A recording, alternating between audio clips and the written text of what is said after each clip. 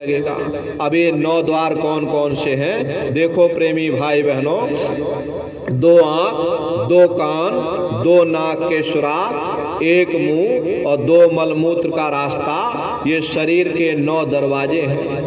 सबसे पहला दरवाजा गुदा चक्र आता है। गुदा चक्र में पृथ्वी तत्व पाया जाता, यहाँ गणेश जी वास करते हैं। और प्रेमी भाई बहनों ये 4 दल का कवल है, यहाँ पर पृथ्वी तत्व पाया जाता। उसके ऊपर इंद्रिय चक्र आता, इंद्रिय चक्र में ब्रह्मा जी वास करते हैं। ये 6 दल का कवल है, यहाँ पर जल तत्व पाया जाता। उसके ऊपर नाभि चक्र आता, नाभि चक्र में विष्णु जी वास करते हैं। ये 8 दल का कवल है, यहाँ पर अग्नि तत्व पाया जाता। उसके ऊपर ये हृदय चक्र आता है, हृदय चक्र में शिव जी वास करते हैं। ये 12 दल का कवल है, यहाँ पर वायु तत्व पाया जाता। वास तो वो ऊपरी मंडलों में करते, लेकिन उनका प्रकाश, उनकी किरणें इन चक्रों पर पड़ती हैं। उसी के ऊपर एक कंठ चक्र आता, यहाँ आद्या महाशक्ति की किरणें पड़ती हैं। ये 16 दल का कवल है। और आप सबसे ऊपर, आपकी ये जीवात्मा सबसे ऊपर दोनों आंखों के मध्य भाग में बैठी हुई है। यहीं पर बैठ करके ये जीवात्मा अपने प्रकाश को इन चक्रों में फैलाती है, जिससे आपका शरीर चलता, आपके हाथ चलते, आपके पैर चलते, आपकी उंगलियां चलती। जब आप उस शब्द को सुनोगे, उस नाम को सुनोगे, उस आवाज में कशिश है, वो शब्द चुंबक है, वो आपको अपनी ओर खींचेगा। और जब खिंचाव होगा तो जीवात्मा का फैला हुआ प्रकाश 9 द्वारों से सिमट करके यहाँ 10वें द्वार पर एकाग्र हो जाएगा। और जैसे जीवात्मा का प्रकाश सिमट करके 10वें द्वार पर एकाग्र हुआ, तुरंत वो शब्द जीवात्मा को खींच करके इस शरीर से बाहर कर देगी। फिर आप अपनी आंखों से देखिएगा, ये शरीर हमारा ये पड़ा और हम ये खड़े। आप अपने ही शरीर से फिर अलग हो जाओगे। आप शरीर नहीं हो, आप एक जीवात्मा हो। ये शरीर तो सिर्फ एक माटी का पुतला है। ये शरीर जीवात्मा के रहने का एक पिंजड़ा है, एक मकान है। जीवात्मा शरीर से अलग हो जाए, ये शरीर आपका मिट्टी हो जाएगा, इसमें से बदबू आने लगेगी, इसको जला करके आप राख कर दोगे। यदि इस शरीर के अंदर कोई चैतन्य चीज है तो वह केवल जीवात्मा है। ज्ञान कब होगा? जब आप अपने शरीर से अलग हो जाओगे, तब आपको हकीकत का पता चलेगा। नहीं, हम एक आत्मा है, मेरा ये शरीर एक मकान है जिसमें हम रह रहे हैं। उस समय आपको हकीकत का पता चलेगा।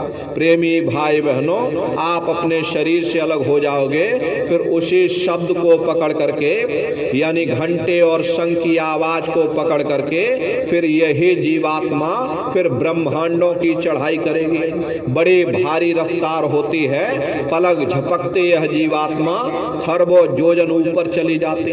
ये सूरज, चांद, सितारों को लांघने के बाद सबसे पहले जो आपको लोक मिलेगा, उसे महात्माओं ने शिवलोक कहा। वो शिवलोक तमोगुणी स्थान है।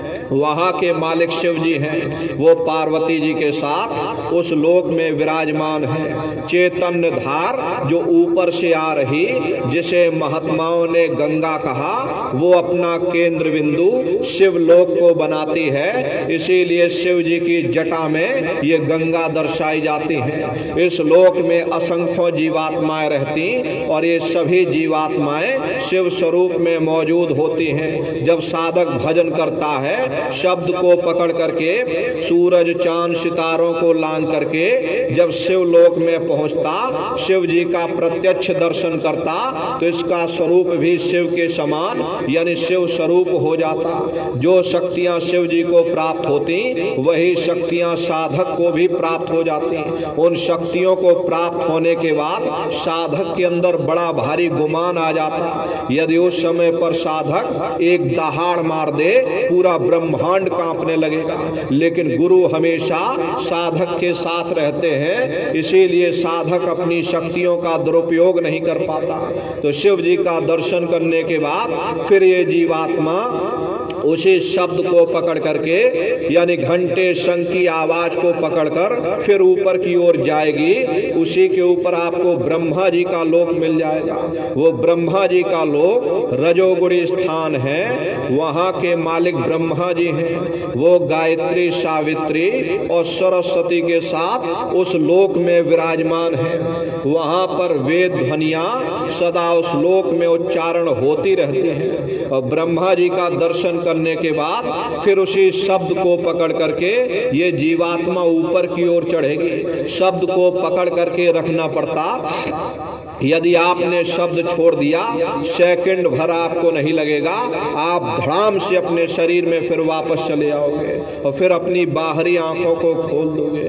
फिर ऊपर चढ़ने के लिए उतनी मेहनत करनी पड़ेगी। इसलिए शब्द को पकड़ करके रखना पड़ता है। कभी कभी साधक को ऐसा होता है, वहां के मनमोहक दृश्यों में साधक इतना डूब जाता है कि दुनिया भर के दृश्यों को देख करके साधक शब्द को छोड़ देता। और जैसे शब्द को छोड़ा, सारे दृश्य अपने आप गायब हो जाएंगे। धड़ाम से फिर अपने शरीर में वापस चले आओगे। तो प्रेमी भाई बहनों, शब्द को पकड़ करके रखना पड़ता। तो ब्रह्मा जी का दर्शन करने के बाद उसी शब्द को पकड़ करके फिर आप ऊपर की ओर चढ़ोगे। उसी के ऊपर आपको विष्णु लोक मिलेगा। विष्णु लोक सतोगुणी स्थान है, वहां के मालिक विष्णु जी हैं। उनका बड़ा मनमोहक स्वरूप है। उनकी 4 भुजाएं हैं और चारों भुजाओं में शंख, गदा, पद्म और चक्र सुशोभित है। और आप क्षीर सागर में लक्ष्मी जी के साथ विराजमान हैं। ये तीनों देवता ब्रह्मा, विष्णु, महादेव अपने अपने लोक में बैठ करके राज्य कर रहे हैं। एक रचयिता है जो हम जीवों को रचता है, एक पालनहार है जो हम जीवों को पालता है, एक संहार करता है जो हम जीवों को नष्ट कर देता। इनकी माता आद्या महाशक्ति हैं। ब्रह्मा, विष्णु, महादेव लोक के ऊपर वो आद्या महाशक्ति का लोक आता। उसी लोक को पार करने के बाद सबसे पहला खंड पड़ता है, या यूं कह लीजिए कि पहला देश पड़ता है, या यूं कह लो कि पहली राजधानी पड़ती है, जिसे महात्माओं ने सहस दल कवल कहा। वो राजधानी है। ये ब्रह्मा, विष्णु, महादेव के जो लोक हैं वो उस राजधानी के जिले हैं। जैसे आपके उत्तर प्रदेश की राजधानी ये लखनऊ है, बाकी मथुरा और अन्य जिले हैं। इसी तरह से प्रेमी भाई बहनों, वो सहस दल कवल वो पहला स्थान है, वो राजधानी है।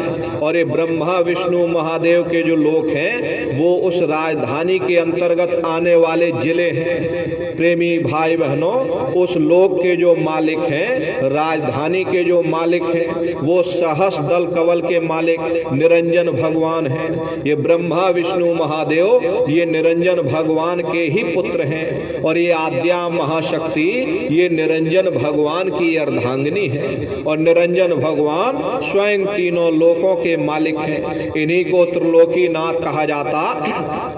हिंदू इन्हीं को परमात्मा कहते हैं, मुसलमान इन्हीं को खुदा कहते हैं, ईसाई इन्हीं को गॉड कहते हैं। घंटे और शंख की आवाज जो हर इंसान के अंदर धुनकारें दे रही, वो आवाज इन्हीं के मुखार बिंद से हो रही।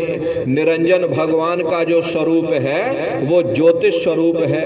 1000 बाती की अखंड ज्योति वहां पर बराबर जल रही है।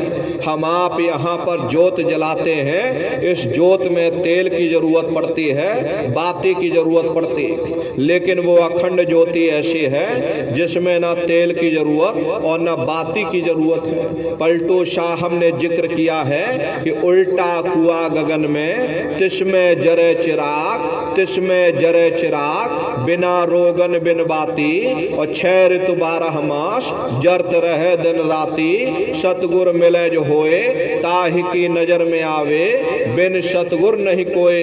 वह को दर्शावे। वो अखंड ज्योति ऐसी है जिससे पूरा ब्रह्मांड प्रकाशवान हो रहा। न जाने कितने ऋषि मुनि, न जाने कितने पीर पैगंबर औलिया उस ज्योत पर कुर्बान हुए बैठे। वो सहद दल कवल आपकी राजधानी है। जितनी भी अवतारी शक्तियां आई, राम आए, राम को वहीं से नीचे उतारा गया। इसीलिए उस देश को अयोध्या नगरी भी कहा गया। और जितने देवी देवता ब्रह्मा विष्णु महादेव आदि की उत्पत्ति वहीं से हुई। वहां के धनी का दर्शन करने के बाद फिर